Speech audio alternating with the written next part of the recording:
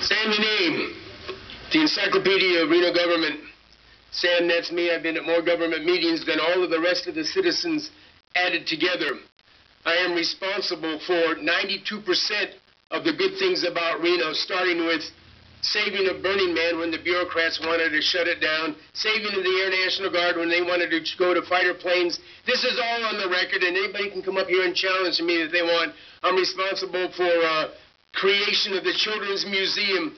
I'm responsible, more recently, the driving force for bringing the beloved Tesla to Reno. I'm a little upset that they are so far being almost totally government funded right now by our state government, which is our taxes. One thing I have not been able to do in my 20 years of watchdogging, I have not been able to dismantle the Reno Gazette. I often chastise the bureaucrats here in Reno and elsewhere in the community justifiably, but the #1 culprit in our entire community is the Reno Gazette media mouses. Oh, by the way, I forgot, I'm also the driving force for getting Mr. Slaughter his job as the county manager, of which he's doing a great job. At any rate, the Reno media mouses are responsible. I'm responsible for 92% of the good. They're responsible for the other 8% of the bad and the other 100% of bad. Speaking of the ballpark, you know, talking about stepping on pea ants, we're talking about a couple of $1 million here. I'm sure that that's not peanuts to the folks up here.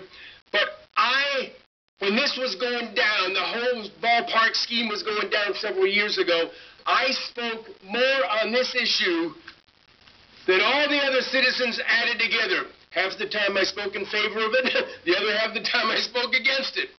One thing that I spoke against adamantly was them, the city, the county, the bureaucrats, tearing down a perfectly good $30 million fire station, excuse me. And what did the media ever say about it? Nothing.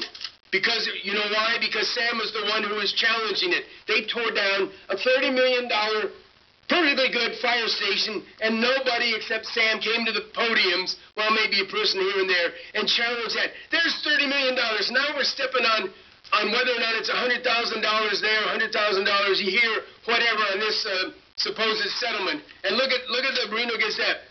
Editorializing again. They really should be dismantled. All of those people masquerading as reporters ought to be sent over to Nigeria, and that'd be too good for them. Dismantle the Reno Gazette media mouses. Thank you, Mr. DEHNE.